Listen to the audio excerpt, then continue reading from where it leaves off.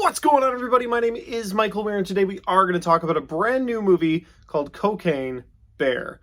And I don't even feel the need to try to come up with a clever intro for this one, because it's just about a bear who did cocaine. And it's based off a true story about a bear that ate cocaine and then died. But in this movie, because it's Hollywood, the bear eats cocaine and then goes on a murderous rampage, and also is super, super addicted to cocaine, can sniff it out at different places and on different people, and in the end, lives as a bear addicted to cocaine. Yeah, I don't even feel like that's a spoiler. It's a bear on cocaine. They made a movie about it. It's called Cocaine Bear. Let's do the review. Freedom! Get higher, baby, and don't ever come down!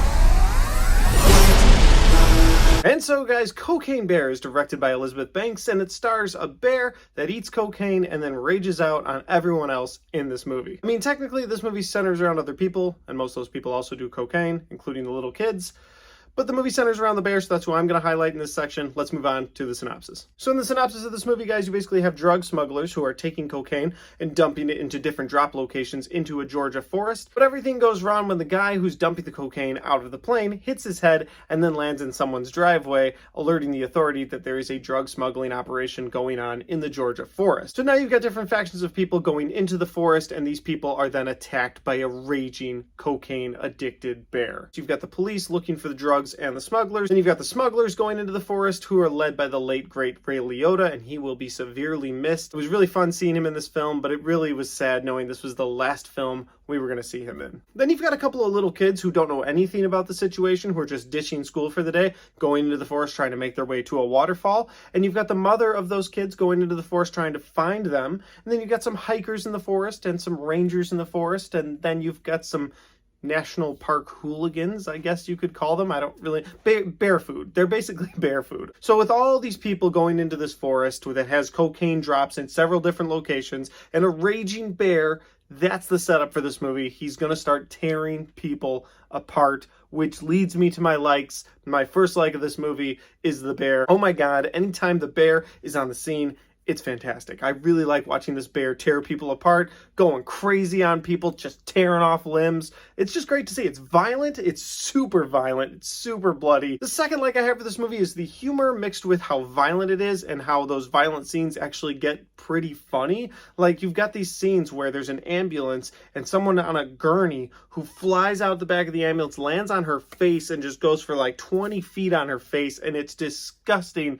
But somehow I'm laughing the whole time just based on the entire situation. The last thing I really appreciate about this movie is the hour-and-a-half runtime. Honestly, the movie could have been over-bloated, 2.5 hours long, and it just would have gotten boring. But that tight hour-and-a-half really keeps the story connected to itself. It doesn't really give it time to be over-bloated, and I appreciate that. I like that about this movie. However, that leads to my first dislike of this movie, and that is there are scenes in this movie that they cut around, and it's really weird how they did it. At first I was like, oh, that's a strange artistic choice, but then I started thinking they cut these scenes for time and maybe even money. Like, there's a guy who's trying to get on top of a pavilion and there's no way for him to do it, and then it cuts away, and when it cuts back later, he's on top of the pavilion and he's like, yeah, I jumped from that tree. And I'm like, was that in the movie originally and then you cut it out because you didn't know how to logistically make it happen, so you just played it for a laugh? And then you have this other moment in the movie where there's a hiker who screams, you hear him screaming, so he's being attacked by the bear, and then later the people that stumble on him, that's another cutscene. So you not only do not see him die, but you barely see him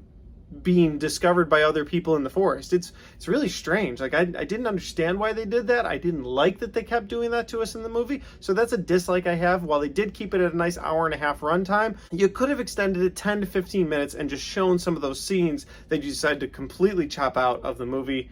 And I feel like some of those scenes were shot, and they were just like, nah, just cut that out. Like, that's what it felt like. Maybe I'm wrong, but that's what it felt like. And while I did have a good time with this movie, I will say the final thing that I didn't like was I didn't like the cheesy dialogue at the end of this movie. I mean, there were some weird tones going on, but it all kind of fit for the movie. But when it finally comes down to it, there's people that are not good people that get to just walk away and live.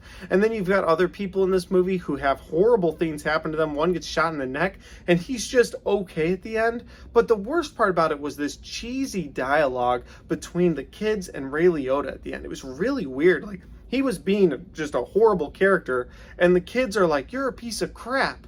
And I was like, who Who wrote that? Why did that? Was that improv? Did they tell the kid, hey, just say something that kid would say?